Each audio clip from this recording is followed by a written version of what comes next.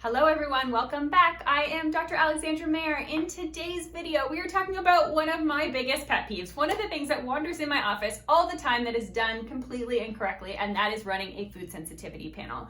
But before that, if you're new to my channel, welcome. So excited that you're here. If you've been watching our videos the whole time, thank you. And if you could just go hit the like button, share it with a friend, drop us a comment below. All of those things really help us to make sure that we're able to get our video out there to more women and help them. So without further ado, food sensitivity panels. Like I said at the beginning, this is one of my big pet peeves. I do not believe that people should have to be avoiding 15 foods for the rest of their existence because they did a food allergy panel that tells them that they should. There's a way to do this and a way to get proper information. When I'm running a food sensitivity panel in my office, I always tell my patients it's basically like a roadmap, right? I am anti just removing things from people's diets willy-nilly because we just think that we should, because we think everybody should avoid eggs and everybody should avoid dairy. I don't believe that. So I like food sensitivity panels to give us a roadmap to be able to get things back into the diet and to heal up the GI. So first of all, what are the symptoms we would be having if we wanted to run a food sensitivity panel? Well, these are really broad, actually. So what a lot of people think of is like GI pain, right? So stomach pain, constipation, bloating, diarrhea, heartburn is a huge one. Those kind of GI symptoms are really common reasons why people think about running food sensitivity panels. Less common reasons people think about running food sensitivity panels would be skin issues. So eczema, psoriasis, acne even, although there are some like key component and triggers to acne, but acne even can be if it's stubborn. And then even things like just kind of recurrent atopic dermatitis. Those things we think about food sensitivity panels in as well. And then we think about food sensitivity panels in things like chronic allergies and chronic congestion in patients who have chronic sinusitis. And those are just a few of the reasons why we run it. There are many, many more, but those are kind of some of the more common. So when I say food sensitivity, we're looking at food sensitivities versus food allergies, and they are very, very, very, very different. And this is one of the reasons why I think that this is done really poorly in other offices. A sensitivity, when we're thinking about a sensitivity, we're thinking about a different immunoglobulin that's created. So basically, when we're looking at an allergy, a true allergy, right? So we think about peanuts. If you have a peanut and you have an anaphylactic allergy, you are going to know that that peanut tried to kill you and you are not going to eat it again, right? That is an IgE reaction. IgE reactions are quick and they happen very fast, and you know. So examples of IgE reactions would be, again, like that peanut allergy. Same kind of allergy if you go outside and you're allergic to the grass and somebody's cutting grass, right? And immediately your eyes start itching, watering, burning, and you know. If you're allergic to cats, right, and you go into somebody's house who has a cat, you're gonna know, right? Those are all IgE. IgE is really well tested by things like a skin prick test, okay? So when you go to the allergist and they do the little pricks on your skin and then they watch to see what wheels up, IgE mediated allergies are really, really well tested like that. The problem is the majority of food sensitivities are IgG mediated. What does this mean? It means that it's delayed. So with IgG mediated reactions, right, you can eat something and then you cannot have a reaction for a day, 2 days, 3 days later.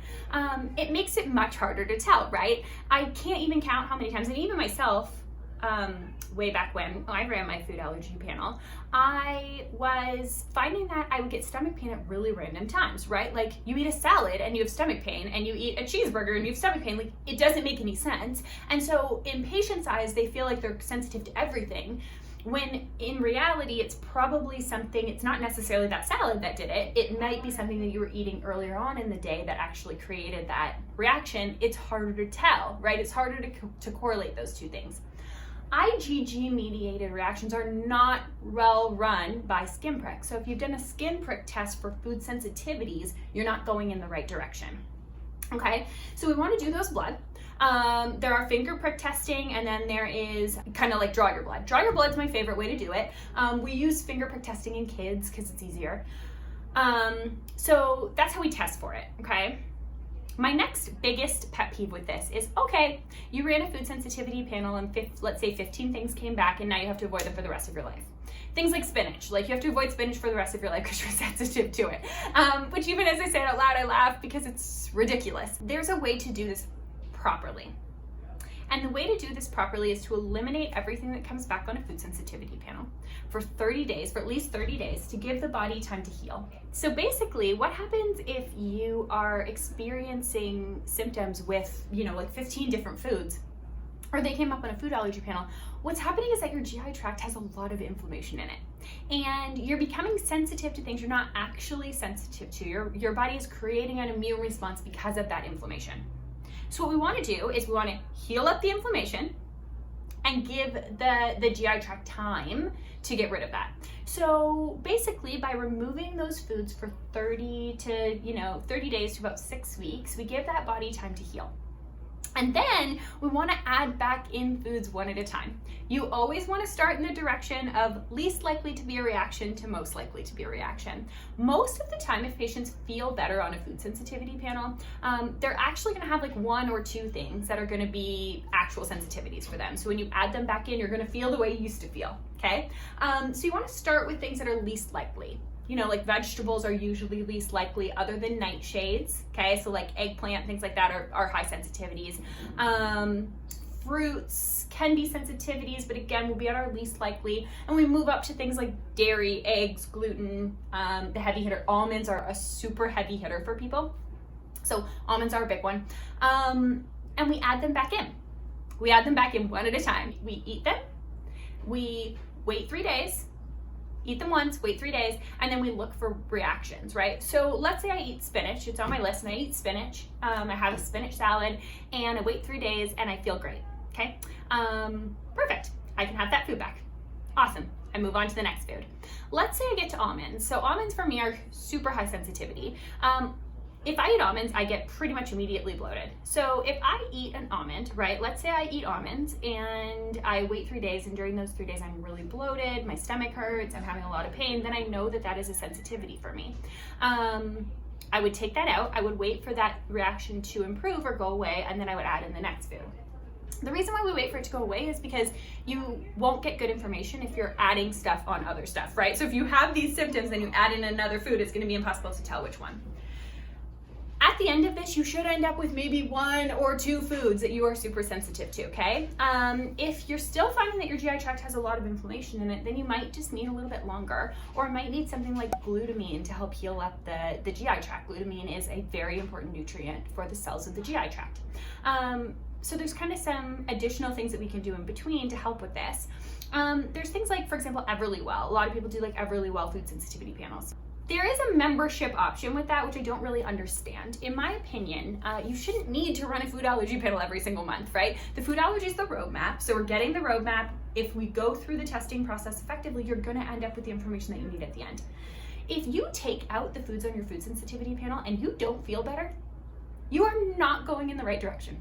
That means that there's something else going on, right? So you might have like an infection, you might have SIBO, you might have candida, you might have gallbladder issues, like where your gallbladder is not working very well and you're not able to digest things super effectively. There are a lot of different reasons why you might have those issues. Basically though, if you do your food sensitivity panel, you do it well, and you're not feeling better, you may not be going on the right track.